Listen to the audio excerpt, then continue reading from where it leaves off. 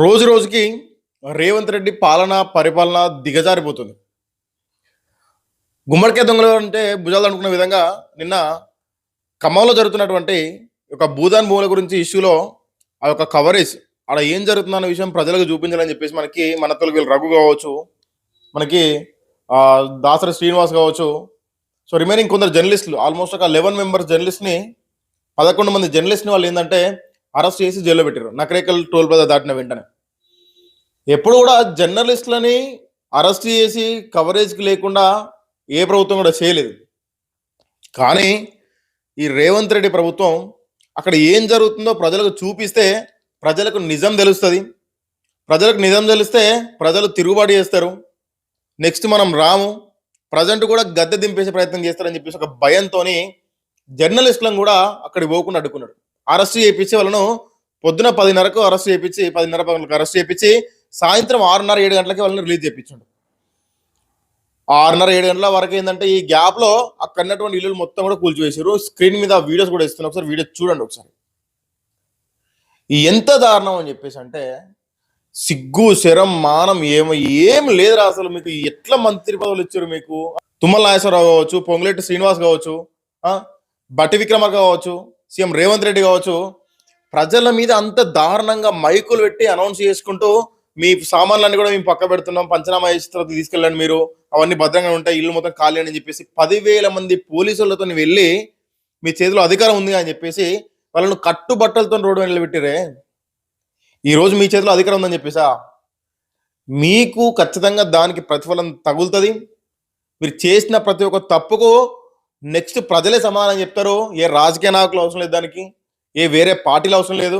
ఇదే ప్రజలు రేపు పొద్దున మీరు ఓట్ల కోసం వెళ్ళినప్పుడు చెప్పులు మెడకేసి కొడతారు మిమ్మల్ని. కొంచెం కూడా జాలి కరుణ దయనటువంటి ఏమి లేకుండా జస్ట్ అది 60 ఏకర్స్ ఆఫ్ ల్యాండ్, అది 60 ఎకరాల భూమి. ఆడ ఎకరం వచ్చేసి దాదాపు 4 నుంచి 5 కోట్లు వాల్యూ ఉందంట. అందులో ఆల్రెడీ హైకోర్టు నుంచి ఉన్నటువంటి ఆర్డర్స్ ఏంటంటే, హైకోర్టు సుప్రీంకోర్టు నుంచి ఆర్డర్స్ ఏంటంటే 36 ఎకరాల్లో దాదాపు 30 నుంచి 35 ఎకరాలు ఏంటంటే ఈ యొక్క పేద ప్రజలు కూడా గుడిసెలు వేసుకుంటారు. దానికి భూదాన్ భూములు వాళ్ళకి ఏంటంటే భూదాన సంస్థ వాళ్ళు ఒక భూదాన యజ్ఞ వాళ్ళు ఏంటంటే ఆ భూములను పేదల కోసం అని చెప్పేసి వాళ్ళు కేటాయించారు. ఆ ప్లేస్లో వాళ్ళు ఉన్నారు. రిమైనింగ్ ఒక 30-35 ఏకర్స్ ఉంది, దాన్ని మాత్రమే గవర్నమెంట్ ల్యాండ్ కింద కన్వర్ట్ చేయండి అని చెప్పేసి మనకి హైకోర్టు నుంచి క్లియర్ ఇన్స్ట్రక్షన్స్ ఉన్నాయి.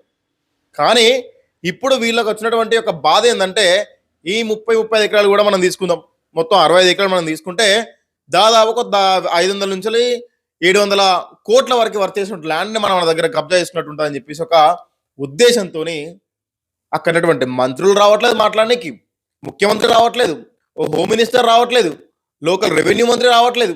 ఎందుకు? ఇది ఏం బీకరేక్ అని చెప్పేసి మీకు ఆ పదవులు. కొన్ని వేల కుటుంబాలు రోడ్ల మీద పడే వాళ్ళ ఆర్తనాలు మీకు వినిపిస్తారేవా? వాళ్ళు అక్కడటువంటి వాళ్ళు కష్టపడి కట్టినటువంటి ఒక ఇల్లులు కూలగొట్టి మీరు ఆ ఇల్లును మీరు కబ్జా చేసే ప్రయత్నం చేస్తా ఉన్నారు ఈరోజు. అది మీకు ఎంతవరకు న్యాయం? అది దీనివల్ల తెలంగాణకు వచ్చేటువంటి లాభం ఏంటి? నిజంగా పేద ప్రజల మీద ఫ్రమ్ స్టార్టింగ్ నుంచి కూడా చెప్తున్నా నేను, తెలంగాణలో కాంగ్రెస్ ప్రభుత్వం ఫామ్ అయిన కారణం ఇప్పటి వరకు ఎన్ని కూల్చివేతలు జరిగినాయి, ఎంతమంది రోడ్ల మీద పడ్డారు, ఎన్ని వేల కుటుంబాలు రోడ్ల మీద పడ్డాయి. మీ వల్ల తెలంగాణ ఏం డెవలప్ అయింది? అంత కక్ష మీకు ఎందుకు రేవంత్ రెడ్డి గారు? ముఖ్యమంత్రి పొజిషన్ మీకు ఎందుకు ఇచ్చారు? అసలు ఇచ్చేటప్పుడు ఇవే మాటలు చెప్పినావా? సిగ్గుసెరవ అనిపిస్తలేదు కొంచెం కూడా. తినే తిండి నీకు నోట్లకు 5 ఏళ్ళు పోతున్నాయి. ఆ రైతులు కాదా వాళ్ళు చేస్తే, వాళ్ళు చేసినటువంటి పంట కాదా? నీ ప్యాలెస్ మీద పండించుకుంటున్నావా, లేకుంటే నీ కోట మీద పండించుకుంటున్నావా? ఈ యొక్క వరి కావచ్చు, ఈ మిర్చి కావచ్చు, ఇవన్నీ కూడా అటువంటి రైతులుగా చేస్తే మీకు వచ్చేటి పంట. అటువంటి పేద కుటుంబాల మీద, రైతుల మీద వాడు ఎందుకు అంత దారుణంగా వ్యవహరిస్తున్నారు మీరు వచ్చిన కానుండి? మూసీ సుందరీకరణ అని చెప్పి ఒక చిన్న లాజికల్ స్టార్ట్ చేసుకొని హైదరాబాద్ మొత్తం నాగం చేసేసాడు. ఇప్పుడు మూసీ ఖమ్మం వెళ్ళిందా? మూసీ నది ఖమ్మంలో కూడా ప్రవహిస్తూ ఉన్నదా? ఖమ్మంను కూడా మీరు ఏమైనా బ్యూటిఫికేషన్ చేస్తారా? ఖమ్మంలో దాదాపు 3 మంత్రులు ఉన్నారు. కాబట్టి ఖమ్మం డెవలప్ అవుతుందని చెప్పేసి ప్రజలందరూ అనుకున్నారు తప్ప వాళ్ళ ఇంట్లో వాళ్ళ ప్లేట్లో చేతులు ఉన్నటువంటి వాళ్ళ కూడును గుంజుకుంటారని చెప్పేసి ఎవరు అనుకోలేదు. వాళ్ళు అదే చెప్తా ఉన్నారు ఇప్పుడు కూడా. ఇంత దారుణం ఎందుకండి రేవంత్ రెడ్డి గారు? మీరు చేసే పని కనీసం మీకు ఏం చేస్తున్న విషయం మీకు అర్థం కావట్లేదా? కొన్ని వేల కుటుంబాలని రోడ్డు మీద పడేసి ఈరోజు మీరు నిజంగా ఏం సాధిందని చెప్పి అనుకుంటా ఉన్నారు. దానివల్ల మీకు వచ్చే డబ్బులు ఆ రక్తం మెతుకులతో ఆ కూడు మీకు ఎట్లా ఒంటికి పడుతుంది? అంతమంది ఏడుస్తే ఒక్కొక్క అన్నం ముక్క నోట్లోకి వెళ్తా ఉంటే ఎంతమంది ఏడుస్తున్నారు, ఏమని ఆర్తనాలు పెడుతున్నారు అని చెప్పి అవన్నీ గుర్తుకు రావాలి మీకు. తిన్న అన్నం కూడా మీకు డైజెషన్ కాదు కనీసం.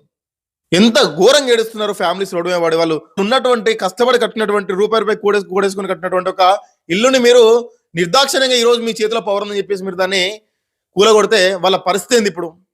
జర్నలిస్టులను ఎందుకు అరెస్ట్ చేశారు మీరు? ఆడికి వెళ్తే నిజాలు బయటకు వస్తాయని చెప్పేసి మీకు భయం. నిజాలు బయటకు వస్తే ప్రజలు వ్యతిరేకంగా మనకు పోరాటం చేస్తారని చెప్పి భయంతో మీరు వాళ్ళు కనీసం జర్నలిస్టులను కూడా అక్కడ వెళ్ళకుండా చేశారు.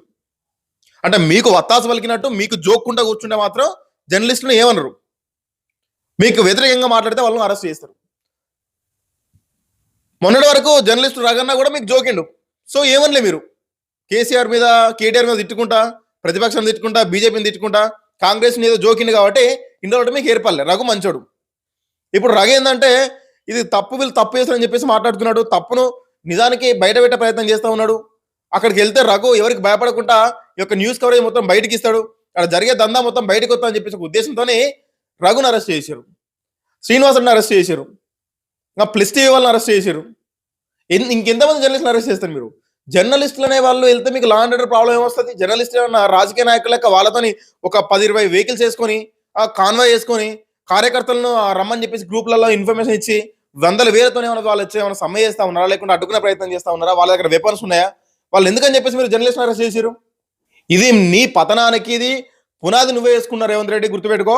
నువ్వు ఎప్పుడైతే జర్నలిస్టులు అరెస్ట్ చేసి స్టార్ట్ చేస్తున్నావో అప్పుడే నిజాలు ఇంకా బయటకు వస్తాయి, నిక్కచ్చిగా బయటకు వస్తారు.